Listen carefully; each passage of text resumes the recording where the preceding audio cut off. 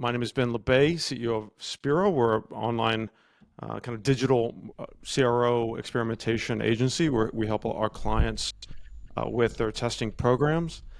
This is kind of the context in which I'm excited to chat with both Rand and Michael here. I'll let them introduce themselves. But my context around the topic that we're all here to hear more about today around landing page optimization for e-commerce. My perspective is, standing up landing pages that make, marketing media spend budgets more efficient. That comes from a lot of different angles.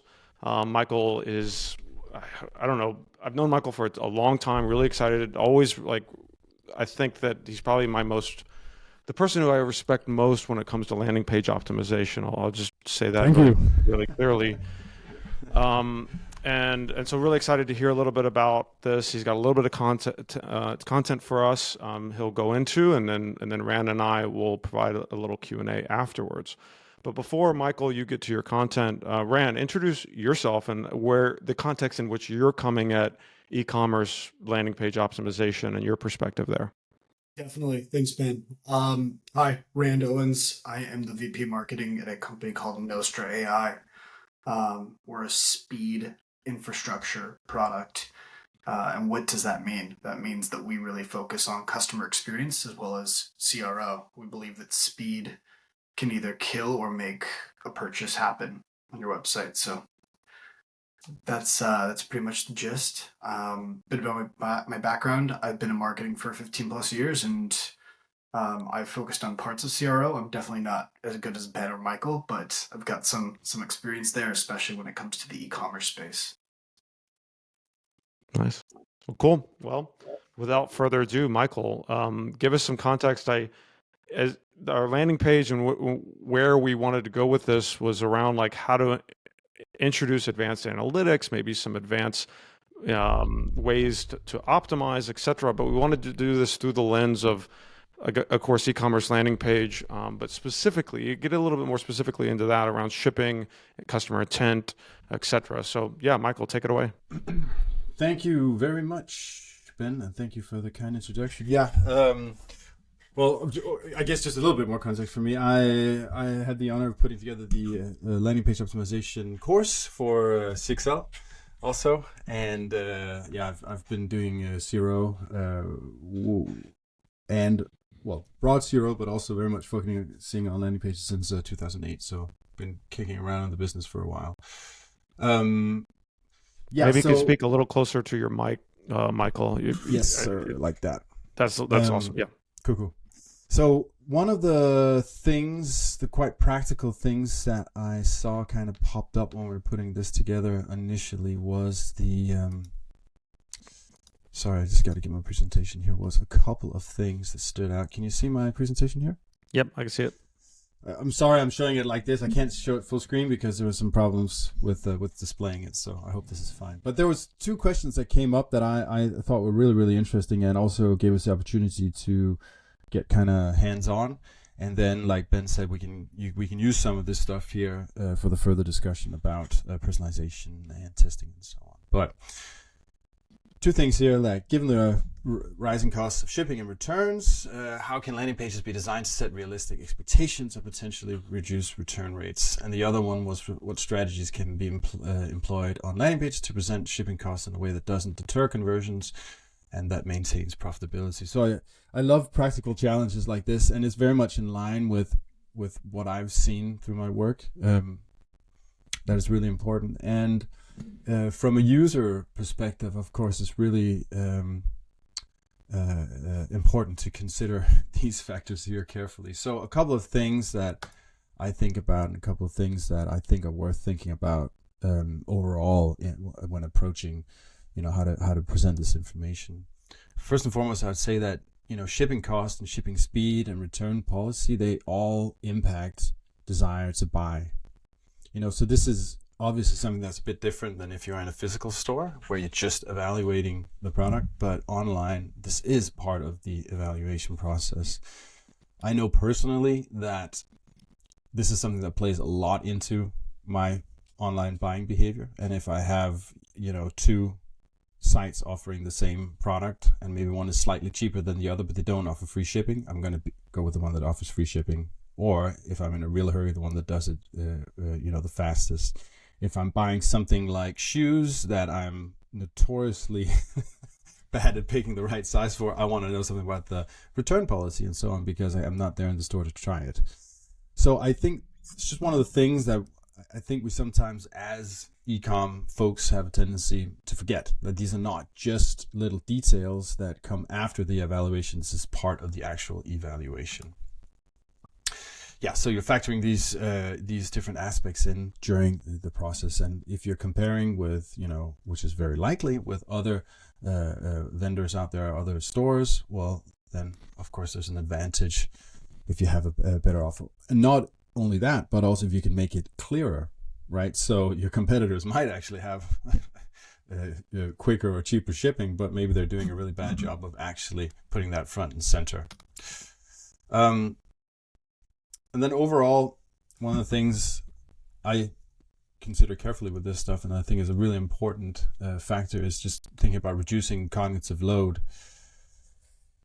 You never know what people are doing while they're trying to order something on their mobile phone. Your attention is all over the place and so on. So we want to make it as easy as possible to find and understand this information. And I want to underline understand here, because sometimes it's easy to find but very hard to understand, and we need both. And one of the problems is, if we're not really clear about this, then we kind of end up forcing users to make educated guesses, or we're kind of forcing them to spend a lot of time looking for this information that should be just really easy to get a hold of.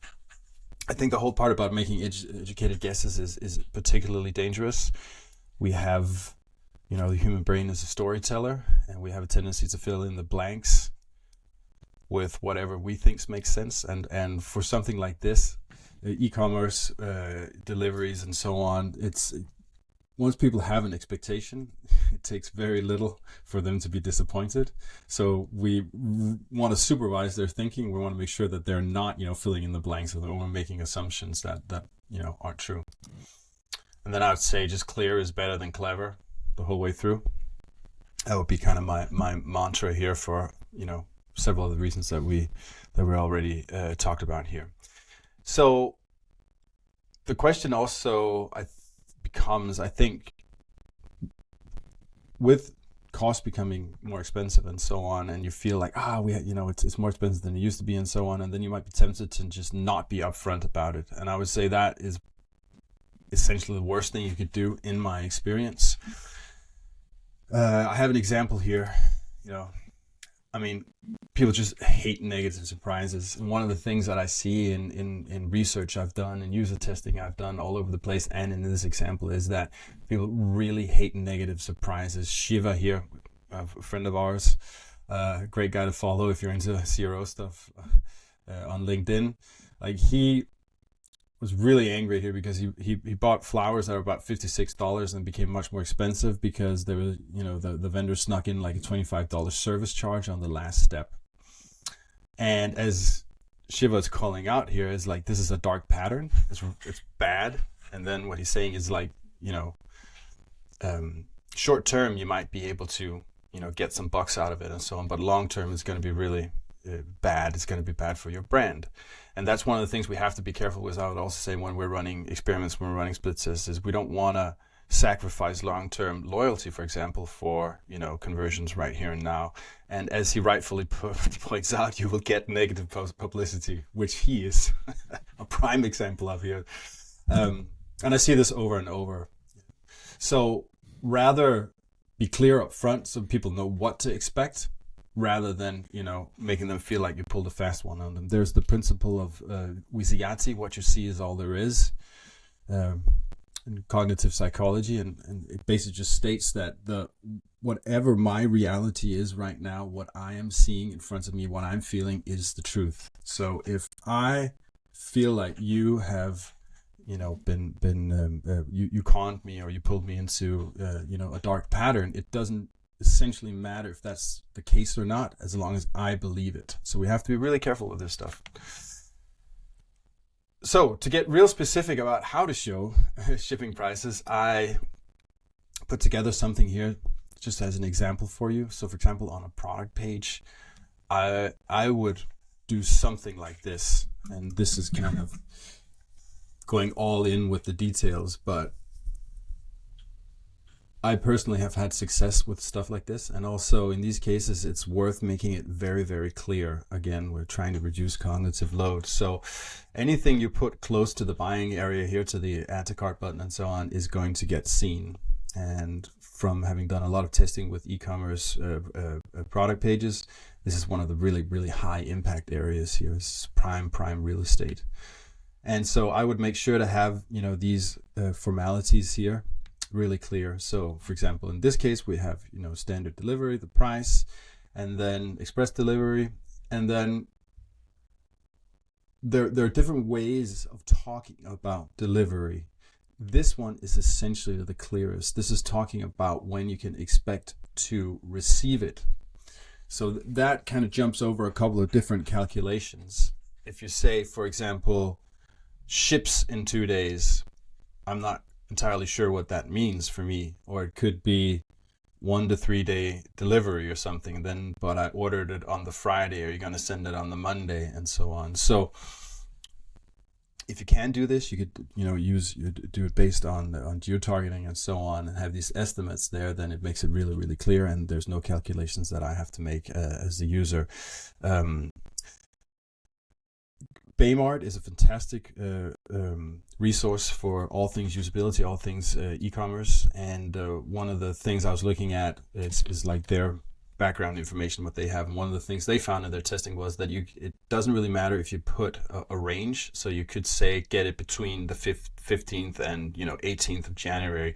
That didn't really deter folks. It was more the specificity of knowing, okay, well, within these 3 days, I know it will arrive.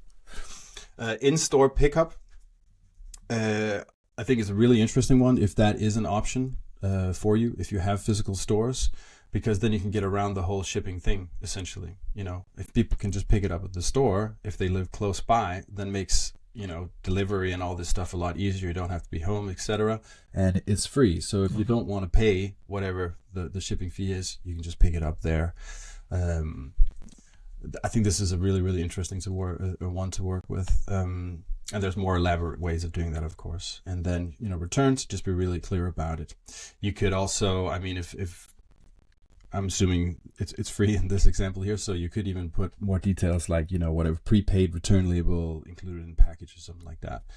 And then I would just make sure that for example, under description and details and so on, I just have, the full delivery and return policy and the full details on store pickup, so you can click that and get the full details. There's of course different ways that you can make this clickable, so it could scroll down or something, but having everything on the product page readily available means that the user can pretty quickly figure out this is what the final cost is going to be, and so there won't be any nasty surprises. And then also, if you're using geo-targeting, then you can estimate it without having people to go into the checkout or the cart or something like that.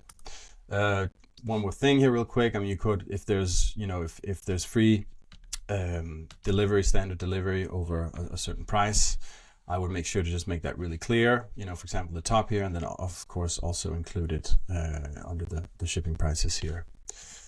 Okay, I've spent a bit of time, so I'm just going to really quickly just add one more thing.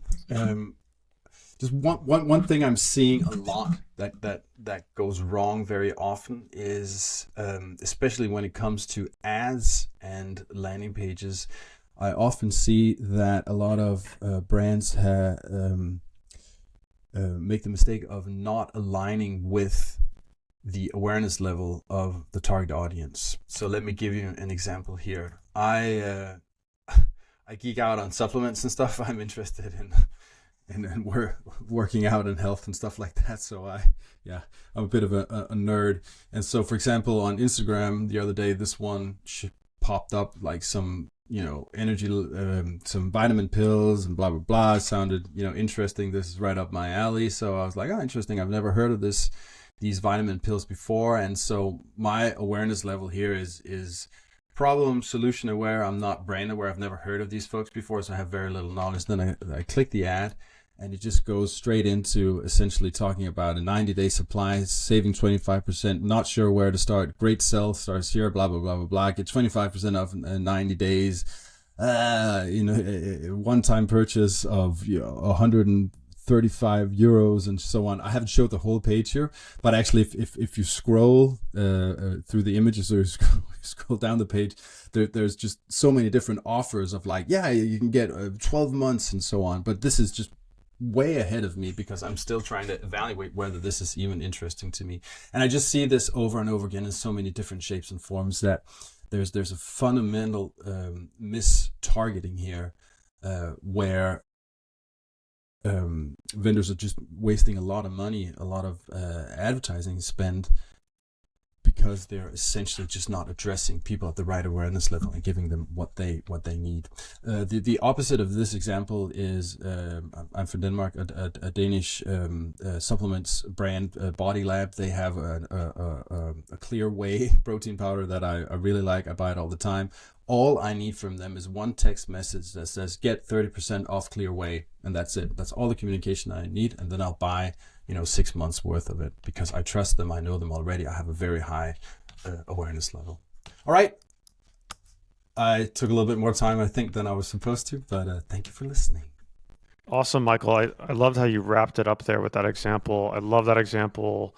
My question, even before you got to that kind of spectrum of are you problem aware versus brand aware, was similarly, how do you address some of the how do we personalize that landing page experience across a spectrum of, for example, of like convenience products like flowers or deodorants, or even whey, like you're product aware of your whey, you just need it now and the convenience, and because you're used to buying it, new brand, okay, let's buy that one. I don't really care how much it costs. I want to explore a new brand. Versus a shopping product, there's a spectrum there of like convenience product versus shopping product, which is a couch, a car, an iPad. You're opening up a bunch of tabs and comparisons, shopping, etc.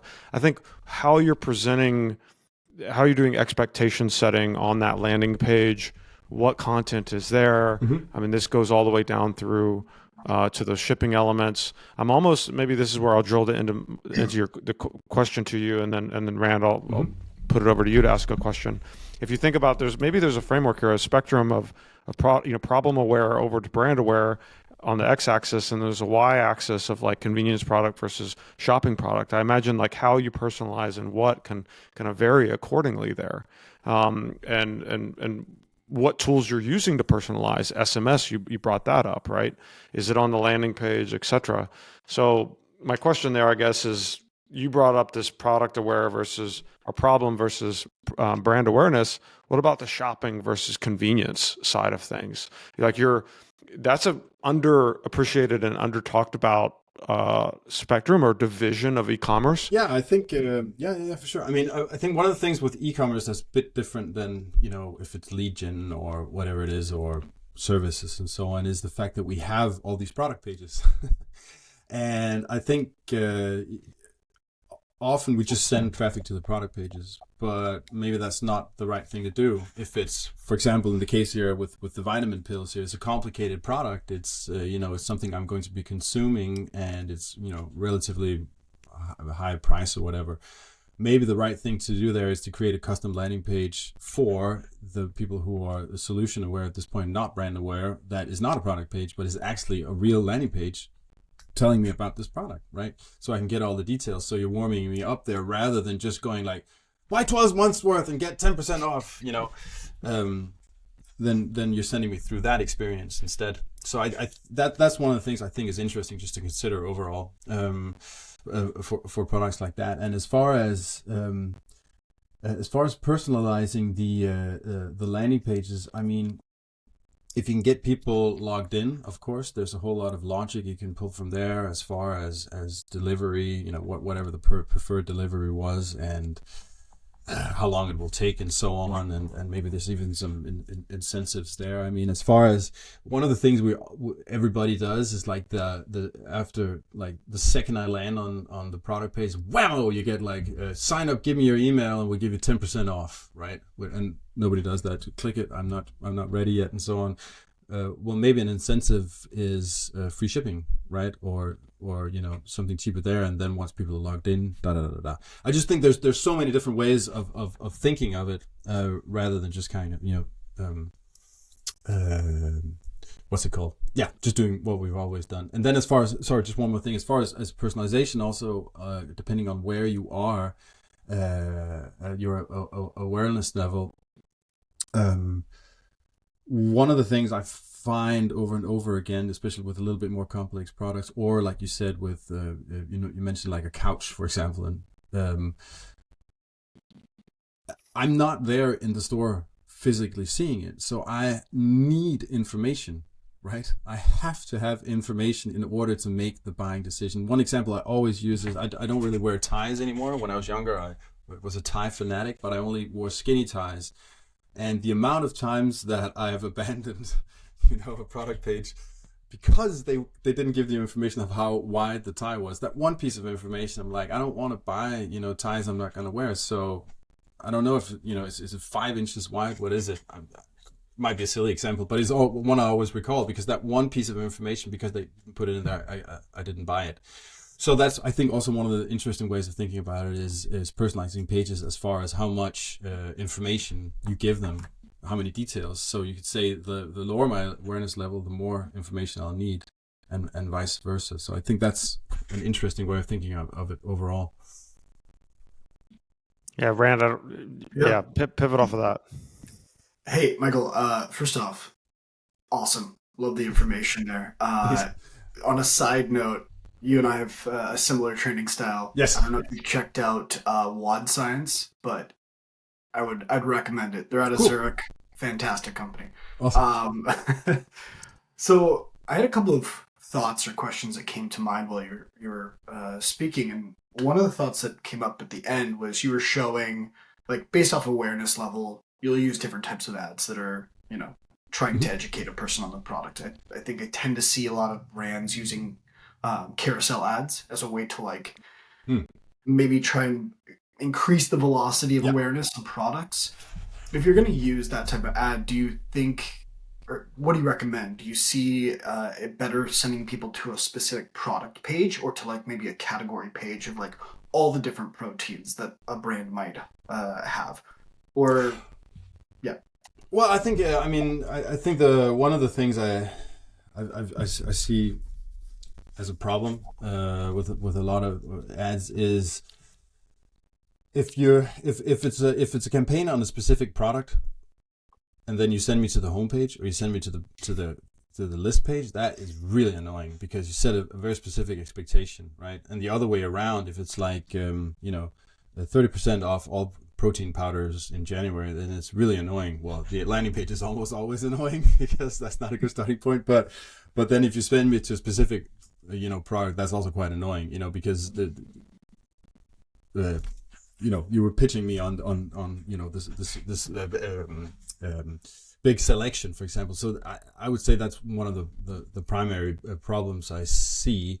And then I'm not into the latest on how carousel ads work on, for example, Facebook and so on. But if you could have individual links there, depending on what you click on, I think that would be really interesting, because then you can, you could hit people with, different awareness levels that way through, and then you can kind of choose your own adventure essentially. But then just one thing to tag on there that I see a lot also is often this process is super fragmented. Like you have some folks creating ads, you have folks running the campaigns, you have other folks in charge of the website, and someone else with checkout, and then there's customer success or something. But the whole journey is fragmented, and I've just run into that so many times that I go through one time, click the ad, go to the landing page, try to order and so on, and there's so often that there's something going on later on in the process. For example, this one, it'll take too long to explain, but I've had a lot of experiences where, for example, there's something messed up, there's a bug in the checkout or something, or in the cart or so on. And all it takes is one person to go through the whole journey and figure these things out and smooth them out. And it takes 30 minutes. I sometimes feel really bad when I get a new client and I do this, because I'm like, this you know, it's crazy that you're paying me money to find this stuff. But anyways, I mean, sometimes some of those is very, very low hanging fruits. And also, I mean, there's a lot of noise in that. I mean, you could spend a lot of ad budget wasted not knowing that the reason why people are not buying is because they can't get through the freaking cart on this or that browser and so on. So I think, you know, some of the stuff we want to talk about was personalization and multivariate testing and so on. But I just think I just see so many cases where there's a lot of obvious low-hanging fruits and basic stuff that just needs to be fixed. And people have a tendency to start layering on really complicated things without having the fundamentals fixed. I would pivot on that to like kind of Rand answer your question from kind of a different angle. Also show an example, I think, of someone that does it really well. From the ad side of things, just to pivot off of what Michael said on the disconnect and the silos, we work with a lot of paid media companies, and we're kind of on that landing page side of things, but we're trying to match it. Are you doing brand awareness campaigns? Are you doing more product type of stuff? Generally, there's a huge trend on doing brand work through product ads. Ad buying is getting a ton more sophisticated. There's a lot of cool incrementality tech out there and ways to do that. And so when I search for a specific couch or a console or furniture, especially in that shopping product world, or whey protein powder or whatever, I'm going to be then later targeted at a product level, not a brand level, like really hyper targeted. Yeah. So we're just seeing a lot of shift toward less brand stuff, more product type of targeting, and therefore that product page, there's more pressure on that product page. It makes sense to go to the product page, not the category list page, but it also needs to do a little bit of double duty. And I'm going to just show one of my favorite pages for that here. Let's see if like if I share my screen, Chrome tab here. Can you see Nutrafol here? Yeah, very cool. They just do a great job at doing both things. And I will also, like, side note, supplements are both convenience and shopping products. They are a weird category because you're opening up a lot of tabs searching for this kind of thing the first time you do it. But then later on, once you're used to buying magnesium to help you put you to sleep, it turns into a convenience product because you're willing to try different brands of different types of magnesium. So you're super problem aware, you're willing to try different things all the time, and so it shifts into a convenience product. So supplements, pills are kind of a weird hybrid, but look what they do to help to do both things at once, to be real transactionary sort of on the right, but also real like education, information, intent level. Like I want to know is being addressed over here. I want to do and I want to buy is being addressed over on the right. Now, I'm not looking at mobile right now, so maybe it's a little bit harder there too. But you can see it coming down too. We get into like the problem and everything. This turns in like the product page is also that full kind of landing page. They just do a really good job at this, and so I would. Yeah, they do, and also I like the fact that they're not scared of using copy. You know, explaining. Yeah. Which I think is with something like this, you can't be scared of that because it you know there's a whole credibility thing here also, like, you know, especially when it comes to, you know, hair growth and stuff like that. I mean, you know, there's a lot of history of scammy stuff out there. So yeah, I mean, you need a lot of this, and they, you know, they even have the benefits and stuff. The credibility and you're going to get that with more information and precision, you know, over anything. So, and it's interesting also with targeting, because one of the things I see a lot is like, I've already bought the product. Stop. You know, you just get hammered.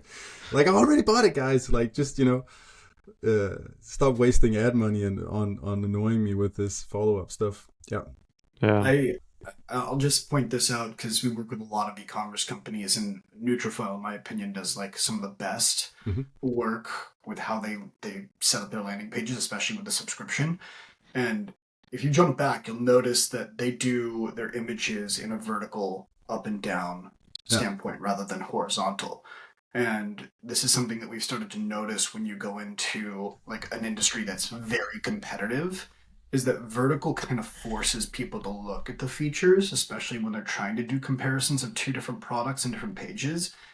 and vertical almost always wins out in the tests that we see versus horizontal. I don't know what it is. What about, is that only desktop? Because on mobile, I would think it wouldn't. We're looking at desktop from that perspective, yeah. Because for mobile, it's a completely different story. You can't really do it there. Yeah, exactly. Yeah. What was the I know company name the again, guys at Nutrafold, what they're doing there, Nutrafold. what they're testing. I'll just put there that they're a really impressive team. I love that site. You know, Roman as well is another one in that category that does a really good job, like RO. Yeah. So I want to tie this back to, we talked a little bit about the content and the meat of... Just real quick, it's just so interesting to see Nutrafol, because it's a completely different experience on mobile. Yeah, I should have gone into inspect. Because everything, all the things we're saying, great, is not there on mobile. Because on mobile, it's just title, image, buy, monthly, 3 months, 6 months, etc., etc., etc. Add to cart, right? So, and after that, and I know people are not morons. Of course, you can scroll down the page and so on. It's just interesting that kind of all the things we're talking about there is just completely different on mobile, and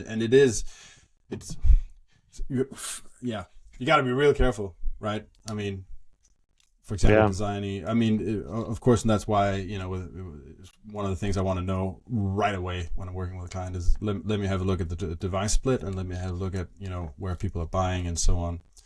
Well, let's touch upon some of the more advanced ways that we can deal with all of these variables. So we've talked about different levels of customer intent. We've talked about different combinations of layouts, device, orientation, different things like this.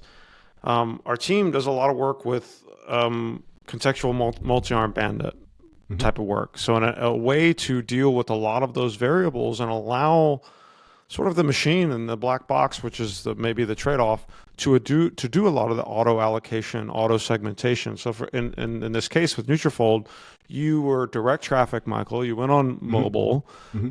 Maybe in that case, if you're expected to be that convenient shopper, what you're looking for, and so they're going to be more transactionary. Whereas if like channel equals Instagram and new shopper, etc., maybe there's something different. So this is what I mean by letting the black box, letting the algorithm, that contextual multi-arm bandit, make the decisions of who sees what when. And what you have is a touch point like a PDP. You've got an experience area like maybe a hero, let's say, and then you've got your variables of your variations. Let's show this copy versus that copy, etc. So there's 3 tiers of information, and then there's tools out there. And Telemize is just a no plug there. I don't get any kickbacks there, but we've worked with them a ton on doing that contextual multi-arm bandit type of personalization work. Does a really good job there, and we're able to work with that before. So this is like, I just wanted to bring, shift this conversation here today towards some of these more advanced ways to look at this, more advanced ways to personalize, maybe analyze, etc. So Michael, use that as a touch point. Your familiarity with this technique or other techniques, like where do you, comment on that? Michael, you start. Well, I mean, I haven't done a lot of multivariate testing and multi-arm brand and stuff. That's a little bit more advanced than what I'm normally involved with. So I can't speak much to that. Or I could try, but I would feel kind of silly doing it. So, well, I mean, we could talk about some of the stuff in analytics. I mean, it's hard to talk about Google Analytics without talking about the shift from Universal to GA4. I'm trying to reinvent all of this stuff in GA4. In the landing page course, I do have a breakdown of it, but some of the things I'm interested in there, of course, is overall.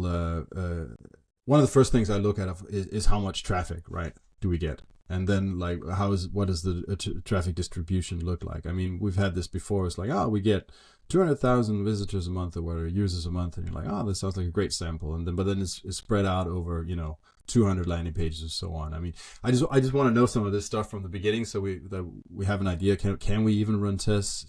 What about multivariate? Is that even something we can consider, etc. And then the next thing is I want to have a good understanding of like we talked about device mix.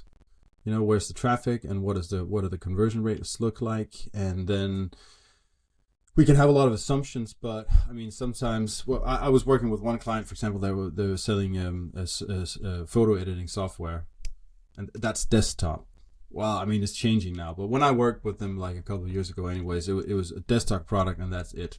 So you cannot buy on mobile, per definition. So that means and they had exactly the same experience on mobile and desktop, except on mobile it's like wah wah wah. Sorry, it doesn't work, kind of thing. But also, so 100% of conversions were on desktop. So just a little thing like that I thought was interesting, because even the internal marketing team I was working with were like hammering mobile, and it took a person like me to look at an analytics and go like, but right, like you're throwing ads at mobile, but they can't buy. We have to change the strategy. Sorry, I'm going off on a tangent. That stuff is just really really important. And then I mean, some of the stuff I find quite interesting also is looking at where do people go after the landing page. I mean, usually there's a lot of clues there. This is not advanced stuff, but often people don't think about it. There's a good clue. Because usually that tells us something about information they're missing, or the doubts they have, and so on. So if they're, for example, if they're finding the tiny footer link with the return policy, right, that's a clear indication that's important to them, and they can't see that. I think that's quite an interesting exercise. Another thing I find interesting, as far as what that could be in analytics, if you have events going on, or it could be from heat maps and so on, is, for example, looking at FAQs. I've had some interesting progress with a client right now where we just noticed that in one of the pretty deep steps in the buying, in the buyer journey, like after the cart, this is a subscription product. The FAQ there was just exploding. Like it was wild when we looked at the heat maps, and then also we could see from the events and analytics which questions they hadn't even, we weren't able to answer at this point. And so working with that and then moving the FAQ to the product pages, we made some significant progress with that, which I think is quite interesting. So there are little things like that, or even on heat maps, looking at people clicking on not clickable elements. What I'm trying to do in the beginning there is just kind of get as much information as I can that informs me as to what's missing, essentially, in the user experience at this point. Question for you, Michael. Do you find that there's like is there a threshold for how much information you can load into one landing page? Like, is there a point at which, like, maybe you have 5 or 6 FAQs? You're just talking about bringing those up. That's a good point. Yeah, absolutely. I think, information hierarchy and visual hierarchy is, of course, extremely important, and there's a lot of very poor visual and information hierarchy out there, and there's a lot of folks, I think, who don't even consider that. So what I try to do, depending on what product it is creating the information hierarchy in such a way that, like in the first screenfold, we're trying to, get the most important stuff, AIDA, whatever the fuck whatever darn model you want to use. But, some of the most important stuff up front, and then you can kind of, sort it based on a hierarchy of, well, information, what is most important to the different user types and so on, and who's going to keep scrolling and such. But then, of course, the better you know your customers, the more research you've done, the better you understand, their awareness level and so on, the easier it is to answer that question, how much content needs to be there. And it has to be long enough. But there's so much you can do just with the layout and with how you think about the information hierarchy. And as we just saw, that can be two completely different things depending on whether it's mobile and desktop. And that's another thing I just see a lot is people then. The example I mentioned before with the photo editing software, everyone there, they were like young marketers, all of them had learned about mobile first, but they were working for a company where that was absolutely not the right thing to do.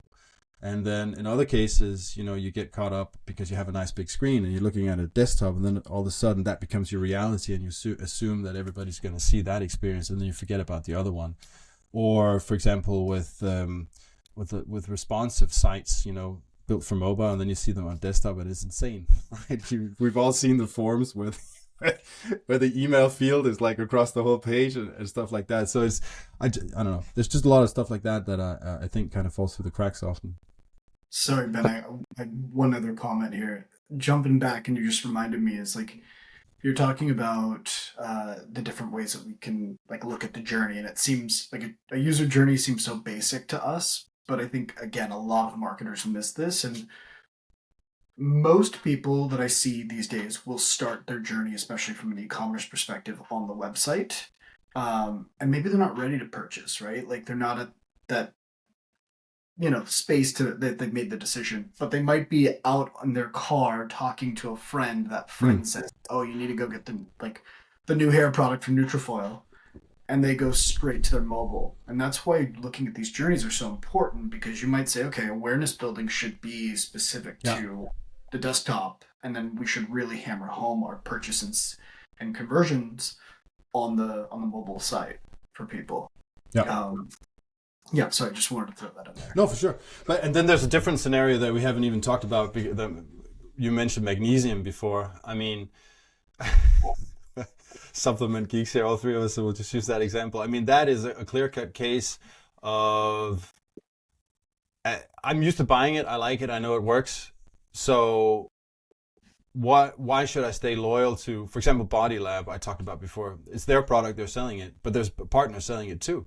If I can get it cheaper at a partner, like, why should I stay loyal to Body Lab? So I think there's also an intent there, which is I just want the cheapest possible offer, and that's an outlier. That's a difficult one, right? Because then you're reading into all this behavior. But what was actually happening to me was I had 15 tabs open. Maybe that's a lot. I had 5 different tabs open with 5 different places where I could buy it, and I'm just scanning them real quick to see, right? Oh, so this one gives me 10% off, but I have to pay shipping. Okay, so that's not an advantage. This stuff is really difficult. You get this back and forth that you guys just did reminds me of one of your slide bullets, Michael, where you talked about, you had something around clarity over cleverness, and that's a kind of a first principle thing that I think a ton about. Rand asked the question of like, how much is too much information, and you went into hierarchy of information, and whether with visual or information hierarchy, etc., on what's needed. We do a lot of testing, what I might call like conversion mapping testing. I think I get that term from Ton Wessling. Where you just remove things, and then what happens to the conversion rate, and you're just constantly like ripping out. And you find that you need a lot less than you think, generally. So maybe that's like a periodic thing that you do, and then you add back in some copy and see if that makes things go up or something like that. But people tend to only test adding things. They never test removing. And it makes me just, whenever we test removing, going back to that clarity is king or clarity over cleverness, it seems to help. Like, simplicity, clarity seems to just be the one heuristic that wins almost every time. Yeah, and I think so much of that also goes back to design and visual hierarchy and information hierarchy and stuff. There's so many different ways of executing it, and there, you can make things clear even though there's a lot of content, right? I think sometimes we have a tendency to assume that the two clash, which I don't think. But it's an interesting thing, because right now, for example, there is a client I'm working with where I was proposing removing an FAQ from a critical step, and when I said it, the whole room went. That was just today, so it was just a funny example. It was like, hey, let's just remove it. They're like, oh, and I'm like, it's an experiment. Like we can learn from this. And like, oh. Because one of the things I was questioning, this is a different case than I was talking about before, is where we actually put an FAQ on a PDP and saw it hurt conversion. Which was mind-blowing to me. And it could be just, it was, we ran, I always run, or almost always run separate tests on desktop and mobile these days, because it's just again, it's two very, very different things. I don't want to mix it all together. Makes it easier to segment afterwards. And on both desktop and mobile, we saw a decrease when we introduced the FAQ, which is just mind-boggling to me.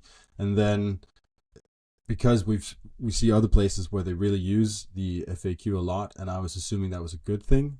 Now I'm like, but what if it's actually a bad thing? What if they're reading something there that, you're right? And so, and this is what's fascinating, I think, with the stuff we're doing is the detective work. I like to think of it as like a puzzle, and we have a lot of the puzzle pieces, but there's also a hell of a lot missing. So we're gonna go looking for them. Yeah, I like your thing of like getting that reaction of like, oh my gosh. I'll go into an anecdote on that real quick though. I posted on chat. If any audience member has any questions, we're gonna wrap up here pretty soon, but we've got some time for like a quick audience question or two. I like testing companies and organizational lore, and I think that's what that reaction that you got there was about. Like, oh, we always have that piece of content. Ooh, I don't know about that. We've always had that. I love testing like different ways of doing things, and smoke testing. There's a famous test from conversion agency where Pavlovich there, they tested pizzas at Domino's that didn't exist. I remember that one. Like the smoke door testing and things like this. I worked with a big mattress company, Serta Simmons, who are now out of business, and maybe there's a reason. Maybe the example I'm going to give you is the reason for that, but they were really willing to test lore even for a big company. I mean, they were testing mattress subscriptions, like which is just like who the heck does that, right? Like it's not. And there's some fun things but whenever you get that reaction of like, oh, we always do it that way, I think that's the time to test it. Right? That's a perfect situation where a test makes sense. Yeah, that's a good point. And also actually, from the example I mentioned here, there was some lore around it, because when they started chatting, they're like, yeah, but you tested that, didn't you? And they're like, no, yeah, you did. No, we just kind of, we got some data on whether people used it. Oh, okay. So we don't know if it's a good thing. No. Oh. So anyways, they started chatting amongst themselves, and it just became clear that the lore, it was built on a very thin foundation. Let's do some rapid fire audience questions. I realized that I asked if there's questions and I didn't scroll down. I've got a lot of questions here. Oh, great. Let's go. Hi on. Yeah, so just type it in there. I'm not going to bring anybody live. I suppose we could do that, but I'm not going to do that right now. I don't know how. Usual metric, add to cart example or purchase. I love macro metrics. So transaction is the bread and butter. But I also love to look at like revenue per visitor and AOV, because when you're playing around with subscription products, especially, that comes in handy. I worked on a website for 3 years for a while, and transaction rate stayed the exact same, but they were able to triple traffic, right? And so think about you play around with AOV, you play around with wins. So you guys have any commentary on metrics? Well, I think AOV is one of the things that's so uniquely interesting for eComm, which doesn't really exist in other categories, which is fantastic, right? Yeah. I mean, for SaaS, you can't add like add this $10 stupid thing in cart and see an increase. That just doesn't work that way. There's a little bit of end product marketing stuff going on there, but it's not quite analogous. Yeah. You could do like in product, like onboarding upsells and add-ons. Sure. But I mean, it's just one of those low hanging fruits that's so interesting to experiment with in eComm. So I think that's awesome. I would be really careful with add to cart, because it's such a noisy signal, and that there's, if I analyze my own shopping behavior depending on the site, there's multiple different reasons why I add to cart. And a lot of it could have to do with, again, maybe it's just not giving me a very good idea of what the final price is going to be. So I'm adding, I'm going to the cart, back and forth, removing, blah, blah, blah, blah, blah, all kinds of stuff. So I'd be careful with that one. One thing, if you're having less traffic, one of the things I think is interesting to look at is, for example, how many people go from cart into checkout. I mean, that's high intent. Just going to the cart is not, but going from the cart into checkout, I think is an interesting one to have a little bit bigger sample signal value. Rand, jump in if you have anything. Otherwise, Juan's got the question that pairs really nicely with where we just ended. What if you don't have enough traffic? I mean, do you recommend working with like add to cart, stuff like that? I think, I mean, my my recommendation is, take some really big swings and just keep in mind customer behavior. Every test pivots on behavior and changes of behavior. And there are lead metrics that of course lead to lag metrics, and you can use it that way. You just have to be okay with your napkin math. You have to be okay with the uncertainty that might come with. Michael or Rand? Low traffic considerations, anything else? Well, I mean, it's just you can't do all the advanced stuff. Like, you got to go pretty basic, right? And research becomes even more important. You want to qualify as much as you can up front before you run experiments. And then the typical thing is, template tests. Something you can pull off across all PDPs or all PLPs and so on, or on high impact steps like the cart or the checkout and so on. That's kind of what you need to do. Like you said, swing a little bit more, at least do more bold experiments. And that's one of the things I see with a lot of clients I work with is they come up with a test at the end is like this tiny thing below the fold or something, and that's fascinating. I would love to know that, but this will take us 24 months to pull off this test. So that's no. Yeah, I was just gonna say I agree. I think when you're low traffic, it actually might be one of the most fun times in my opinion, because you get to go and take those big home run swings. You're not going to get to stat sig. It's going to take you way too long to get a proper confidence rate, but you can really just run with big tests. It's not tuning and tweaking at that moment. Yeah. It's just figuring out what's going to actually make some big movement that you can see in a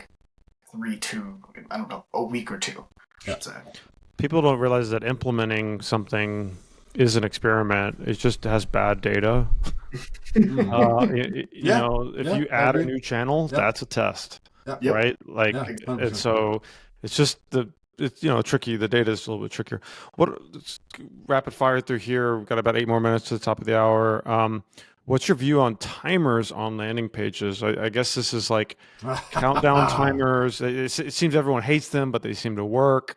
So this has to do, I guess for the e-commerce, it's going to be Black Friday deals or kind of perishability of an offer kind of situations. By the way, that is the prime time when multi-arm bandit type of stuff works really well, as opposed to A/B testing. When things are perishable, because you just want to feed the winners. You don't care about for sure causal inference. You don't care about certainty of what works and what doesn't. You just need to feed the beast and harvest the gains as it goes.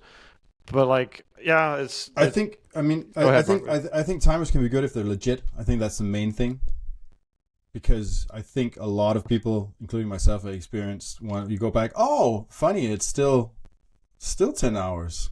Even though last time I was here it was 10 hours, it started counting down. So you had those bad experiences where it's a straight up dark pattern. And and of course people have different experiences, but if you don't have to experience that many times before you recognize that as a dark pattern. So you have to be really careful how you implement it, I think, and it has to be legit, right? So it has to. If it is legit, I think timers can be helpful, because sometimes I'll come back in 2 days and do this, and god damn it. It's the one time a year I could get 25% off and I forgot it. In that case, it's actually helpful. So I think it's just, you got to be really careful with the execution, and it can't come off too gimmicky. Where I see it, where it's on the line of dark patterns, is a timer that saves your cart. We're going to save your cart for 10 minutes. Yeah. Which is you've seen these and you're well, that's legit. But I don't really need that. What is the purpose? Yeah, exactly. What problem is this helping me solve? Yeah. I was just going to say, I think the only time I've seen these types of things work is when you use a certain type of scarcity with the amount of products left, right? So if you're offering and it has to be real. Yeah. We're only going to offer this discount for the first 10 buyers for whatever reason. And then you have a countdown. We'll save it in the cart. You're going to have 5 minutes to make your decision, but after that, it's going out to the public again. So, we work with a big flower delivery company, thebooks.com. I love this brand, and order your roses now to get them. Talk about shipping full circle. Order your roses now. Just countdown timer before you got to get them to your loved one at this date and time. I mean, this is a really legit and helpful countdown timer. That's a perfect snap! example. I got to make a move. Perfect example. So Perfect example. That's a great example. I think also another one is like Amazon, for instance, and I know they're like the king of this, but showing me if I order before 12, I'll get the package on, 2 days, whereas I might have to wait 3 days if I wait 5 more minutes. yeah, I think that's a great example too. I've used that one a lot. The count. Either it says before, whatever, and then there's no counter, or it says, order at 2, and you have 2 hours left. That one I think is actually helpful. I mean, if I'm ordering something or I'm trying to get it as quickly as possible, that can make quite a big, huge difference. And if I just miss it, that feels, then you get kind of angry about it.